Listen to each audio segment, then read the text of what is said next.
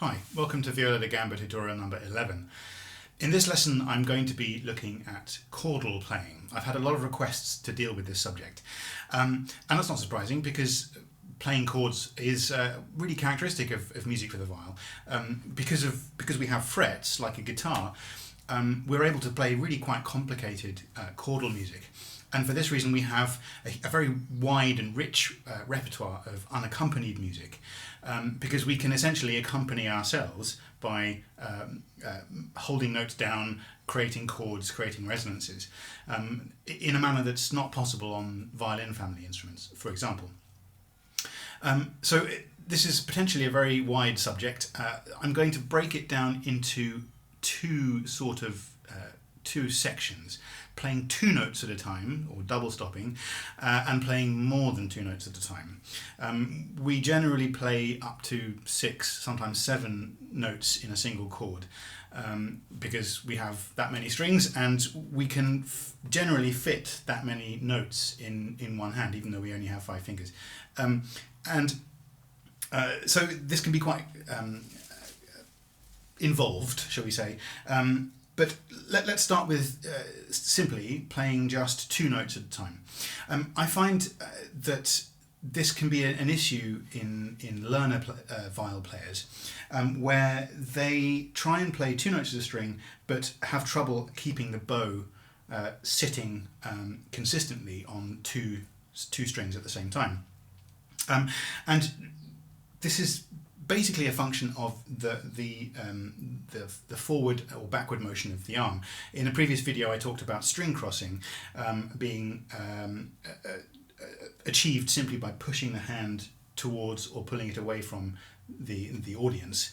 And the same is true for playing multiple strings at once. So each string has a sort of position of the hand, an extension of the hand, which allows the bow to sit only on that string. So if I play my G string here, and I want to play my A string, I push my hand forward and the bow falls across the string to the A.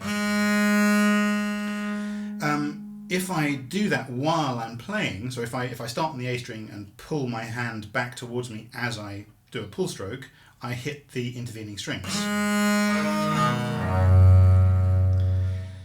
So if I want to play 2 strings at the same time, rather than settling on that hand position that positions the bow to play only 1 string by doing this motion, instead, if I settle on a position that's between 2 strings, then those 2 strings will play together. It sounds simple, but it can take some practice. So I'm going to play a push bow, and as I play I'm going to push my hand forward, and you'll hear that eventually I hit the string above, and I can continue to play those 2 strings as long as my hand position, my extension, remains the same.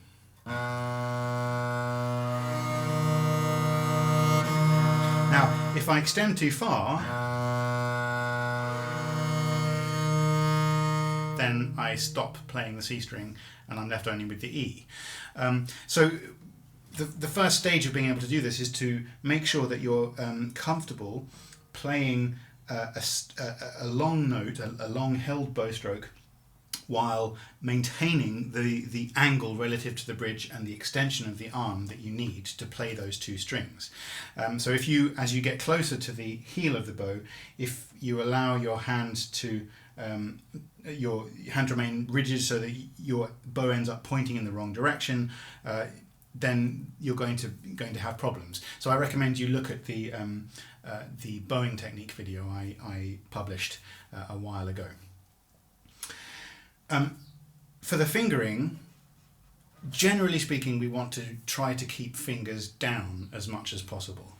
This is to extend resonance, and we'll look at more complicated fingering a bit later on. If we're talking about double stopping, there are 3 basic finger positions that you need to know about.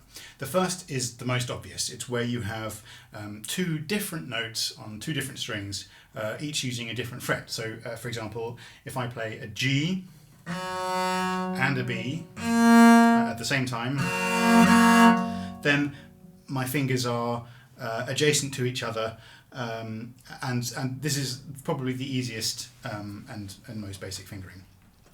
As with non-chordal playing, you need to make sure that your fingers are pushed up against the fret, not necessarily on top of the fret, but up against it, so the leading edge of your finger is touching the fret on each string. And again, you need to make sure that your bow is in that position, in that extended position, which allows both strings to be played at once. The next technique you're likely to use is to play two notes on two adjacent strings which need the same fret. So for example, we can play a D and an F sharp, and rather than figuring out any more awkward fingerings, we can just take our first finger and push it across both strings so that it's up against the fret, and then play. And that means we've got the other fingers available to play more notes later on. This, by the way, is called a barré, B-A-R-R-E, as in, it's a French word that people like Marais used. Finally, a slightly more complicated aspect of viol playing are the so-called parallel fingers, and we'll talk about this in relation to more complex chords later on, but essentially it means placing two different fingers on adjacent strings but using the same fret. So rather than playing across the fret with the first finger in a barré, instead we put one finger down on the lower note and another finger down on the note on the adjacent string using the same fret. So rather than playing, we have, and notice that my hand lifts up in order to accommodate the fingers. If I try and do this with my hand in a normal position, I can do it, but it's my second finger on the F sharp is right on top of the fret, and if I'm not careful, it'll go sharp. It's also really uncomfortable. So let's look at this in the context of a piece. This is a minuet by Abel from his unaccompanied sonata for the Lady Pembroke. And it'll show you a number of these techniques, and it'll also just allow you to see what I'm doing with the bow. The bow needs to be very, very stable and very continuous, and without any messing around of the angle once you've found that correct arm extension. So here it is.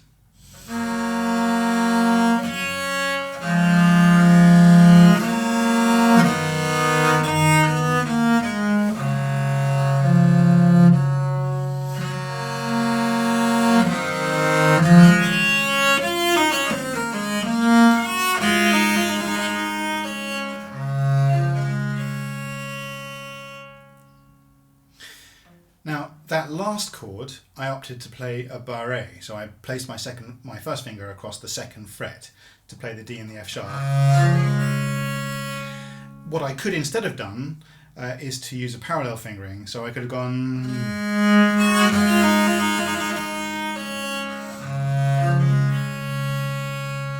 and the advantage of this fingering is that it leaves the top two strings really clear to be able to resonate. If I use a barré, then I have to kind of bend my index finger so that I can get the fingers out of the way of the open strings. So that's to a certain extent a matter of taste and what's comfortable to you. That's basically all there is to playing double stops.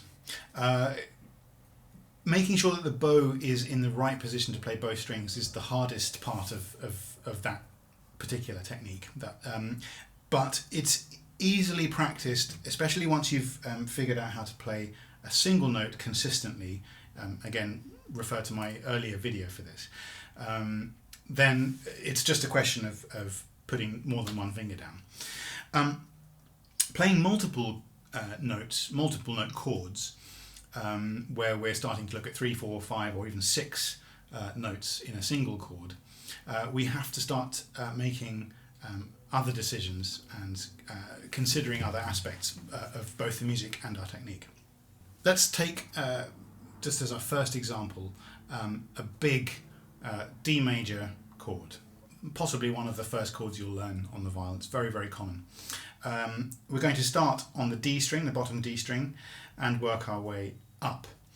Now, in order to play this chord, we're going to need to use some serious parallel fingerings, because we have the D, then the A, then the D, then the F sharp, and then open strings. So notice that I'm building the chord from the bottom up using parallel fingerings. And what's important to note about parallel fingerings is that we use what I call over fingers, or over fingering, not under fingering. Under fingering might look something like this, where you use your fingers further away from your index finger to build the chord from the bottom. So in order to do that, I have to push my hand forward, which feels really unnatural. Instead, what we do is we build the base of a parallel fingering with your index finger, or if we call that a high finger and your little finger a low finger, we want to start with the high fingers. So I start with my first, then the next note is my second finger on the next string and my third finger on the string after that.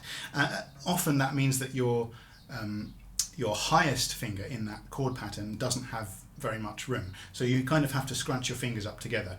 And again, I'm lifting my arm up to give myself both the correct angle to get those fingers on the frets, and also that lifts my hand away from the open strings at the top. So with the bow, because we can't possibly play all of those strings in one stroke of the bow, we have to arpeggiate. So the musical context will dictate how you arpeggiate or how you spread the chord, and we'll look at that a bit later. But for now, we're going to do a sort of grand chord that you might find at the beginning of a piece. So I'm going to start fairly near the tip of the bow, because I've got a long way to travel, so I want as much bow space as possible. And then all I'm going to do is, as I push the bow across the string, using the same pendulum mechanisms we've talked about, leading with the forearm, I'm going to push my hand forward towards the audience, making sure that my wrist is nice and loose, so that the bow will simply fall across all of the strings as I get to them. So this is what this looks like.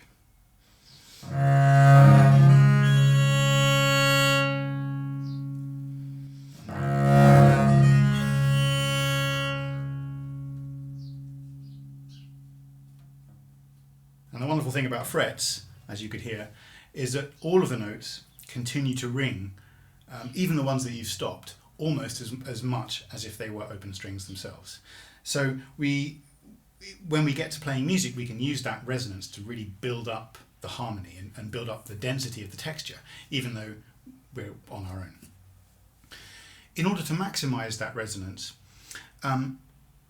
we tend to use fingerings that have much more in common with lute playing than with violin family instrument playing. So I've already talked about parallel fingerings, but this also involves using fingers that you might not expect. So, for example, we tend, when we're playing, say, consort music, to use a first finger for the top fret and the second fret, possibly a second finger for the second fret, and then second or third finger for the third fret, and third finger for the fourth fret, and fourth finger for the fifth fret.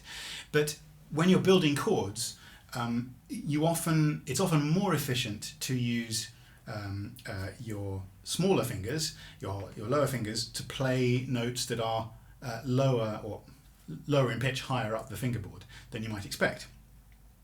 And that's part of sort of finding fingering systems that don't involve resetting your whole hand position for each chord.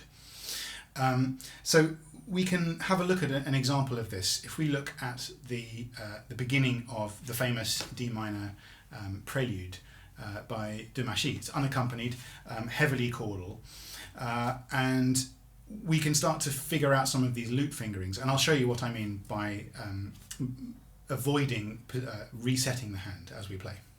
In the opening, well, I won't say bars because there are no bars, but passage of this piece by de Machy, we've got to deal with some really quite complicated figuration and chordal playing. So that initial chord, D minor, very, very common in violin music, D being the sort of home key of the instrument. Again, we know that that's a fairly straightforward chord. We need a second finger on the D, first finger on the F natural, and then the other two strings are open. So it sounds like this. Now, the next chord, so we've got one quarter note with two eighth notes at the top. The second beat is another chord, and notice that the stems going down are quarter notes, but above that are a series of 16th notes. Now, we've already used our second finger and our first finger for the D and the F. So we'd normally play the B natural in the 16th note figure with a second finger, but we don't have that available. So instead, we're going to use the third finger. This starts to become more lute-like fingering. So we start, and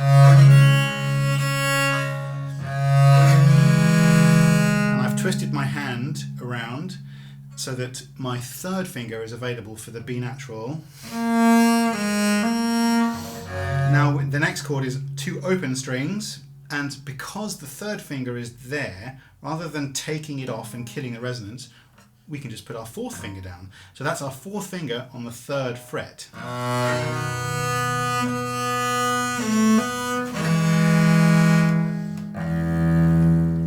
So fairly straightforward. So we've just played this F chord, where our third finger is on the third fret F, and the first finger is on the F above that. The next chord, we need an E in the bass. So we need to move from the third to our second finger on the second fret. And we have a G at the top. Now, we could play this G with the third finger, but that's actually a really big stretch, because remember, we want to keep that E down so that it continues to ring as the foundation of the chord throughout this figure. So I would suggest that rather than using a 3 to stretch to the G, we use our fourth finger, which is there and easily available. Then we just play the descending scale. And now we're back to a fairly straightforward chord, but we need parallel fingers because we have an A followed by a D, so both on adjacent strings on the same fret, and then an F. So we can't barre that because we would no longer be able to play the F. So we have to use parallel fingerings.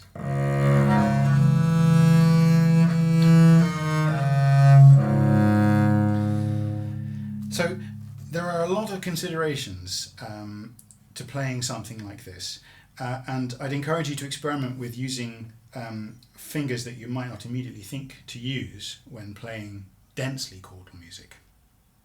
Bowing wise, we have to give careful consideration to how much bow we use for any given chord.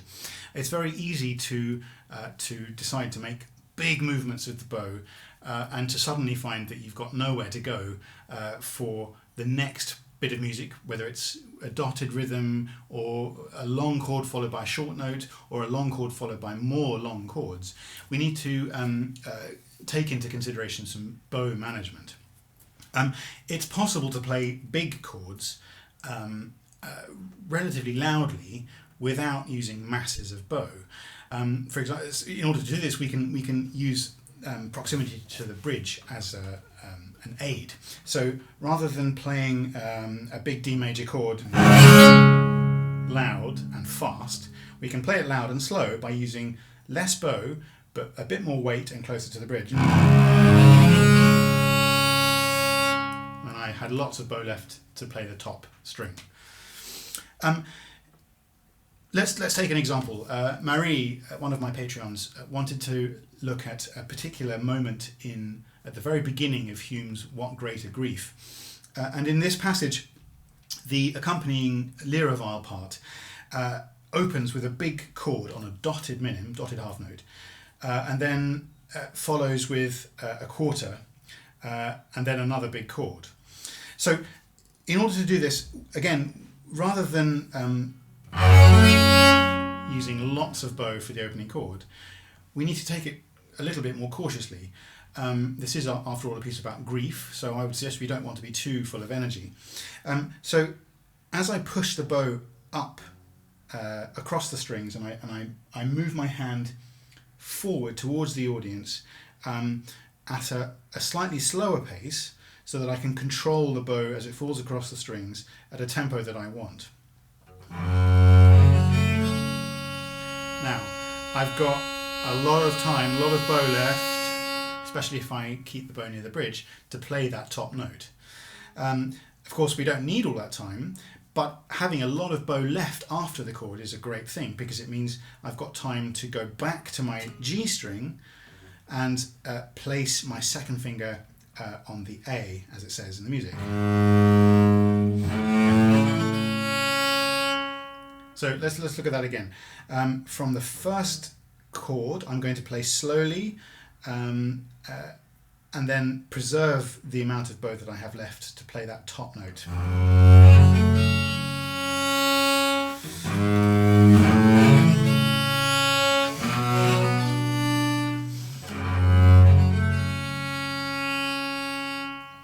So when I get to the top of that first chord,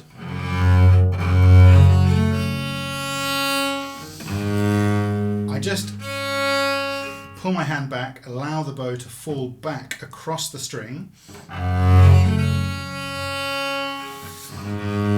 So I have, actually I went too far that time, so I hit the side of my file. So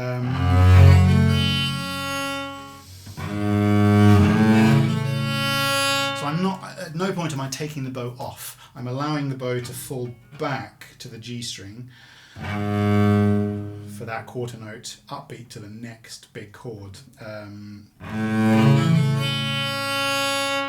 So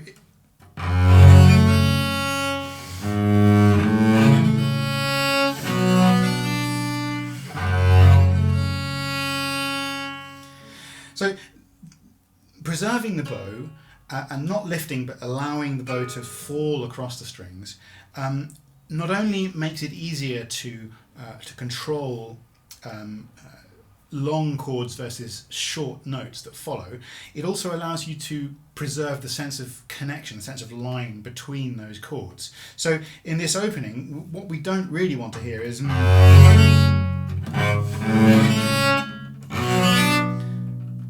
we want to hear the connection in the harmony between the chords.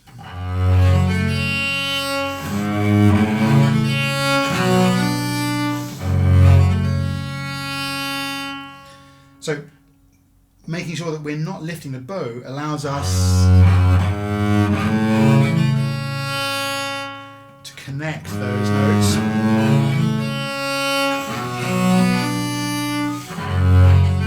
Even the really big chords, because all we need to do is rock the string, or rock the bow across the string to continue the chords. Again, I'm also using fingerings that are with which I'm trying to maintain resonance. So that initial chord, that low G, will ring through the air because there's no finger on it. Now, when I play the A, all I move is the second finger, so that those strings continue to ring. Then I have to change my hand shape. But allowing these resonances to continue will actually cover the bow change and the change in position of certain fingers. So that's the opening chord.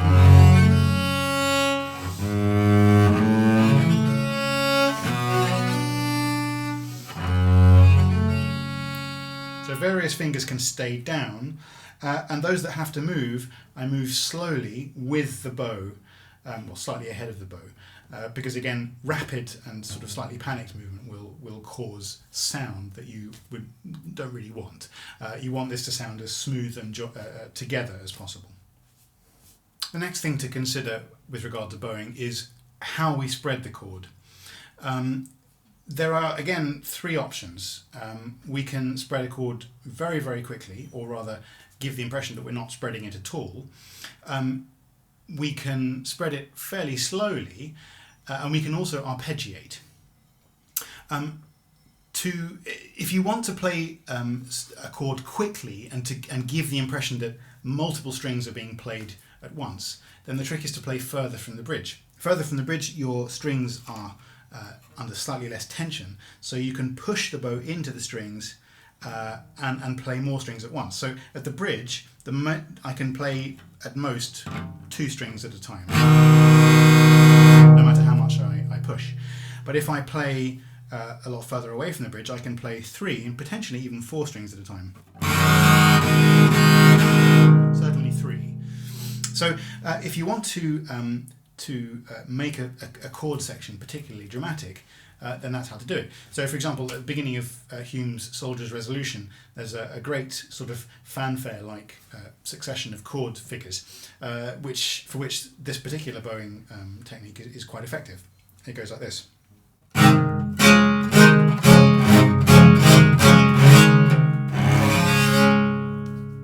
So I'm bowing a lot further away from the bridge, and I can hit multiple strings.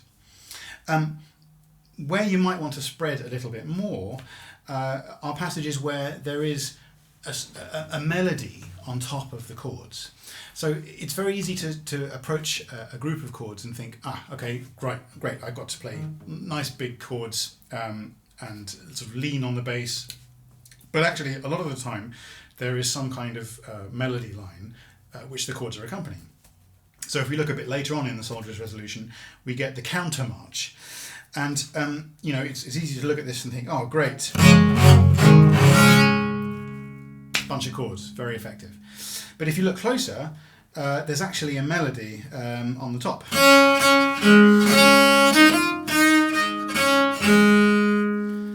So we don't want to lose that. We want to give the impression of the density of the chords, but we also want to preserve that melody. So in order to do that, we might want to spread just a little bit slowly, more slowly.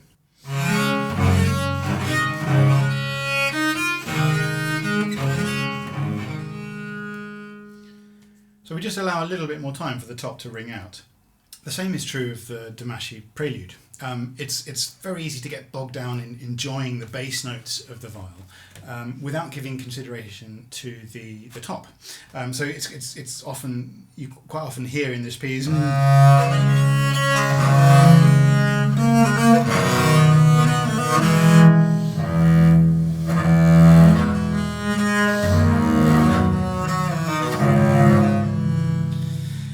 and while those bottom notes are lovely, there is a sort of melody at the top.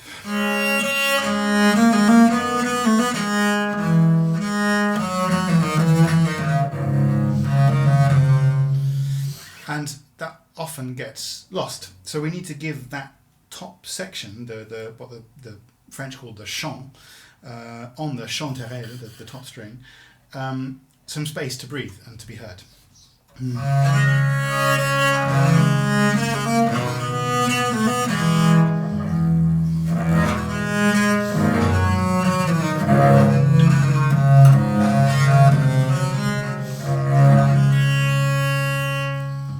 So the chords are an accompaniment, that you're accompanying yourself with a melody at the top. Similarly, chords can be used as a sort of exordium, the opening of a piece, and as a rhetorical flourish, a way of saying, stop what you're doing and listen to me. And one of the most famous examples of this is at the beginning of the Abel Vivace, which has a big D minor chord. And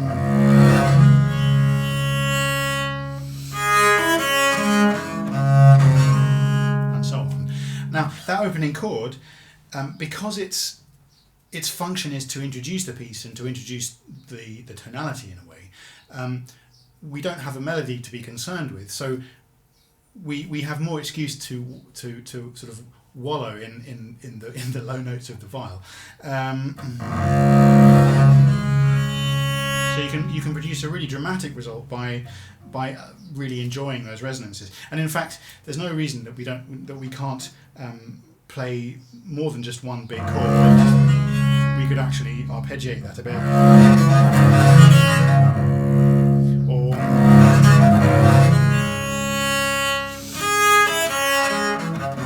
and so on. So there's some creative freedom in that. So a complicated video perhaps, but the thing to practice, apart from the parallel fingerings, is bow control. And your ability to find individual strings and pairs of strings by extending or retracting the hand and the arm.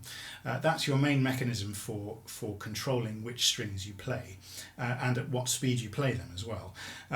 It's worth bearing in mind that the lateral movement, the side-to-side movement, the push and the pull of the bow don't in themselves control the spread of a chord.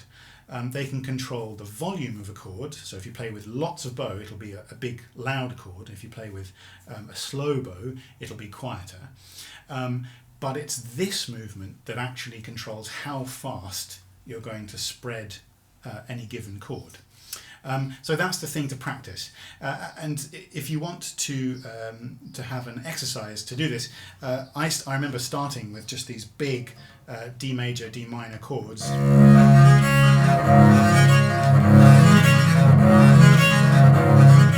And vary how fast you spread them and how loud you play them. So you can spread very fast but play very quietly by not using too much bow but using a fast forward motion of the hand. Or you can have the same fast spread but much louder by using a faster bow. You can also practice controlling which parts of the chord you choose to emphasize. So you can expend more bow on the bass so that you have less time and potentially less volume at the top as you slow the bow, or you can emphasize the top by starting the chord quickly and reaching the top sooner so that you have more bow for the top line.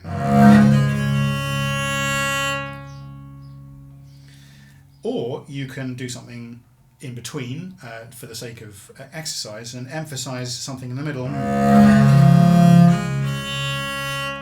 Not something you're likely to use in a piece, but it's useful to have the control. So you can also from there practice arpeggiation, which I'll talk about in a later video.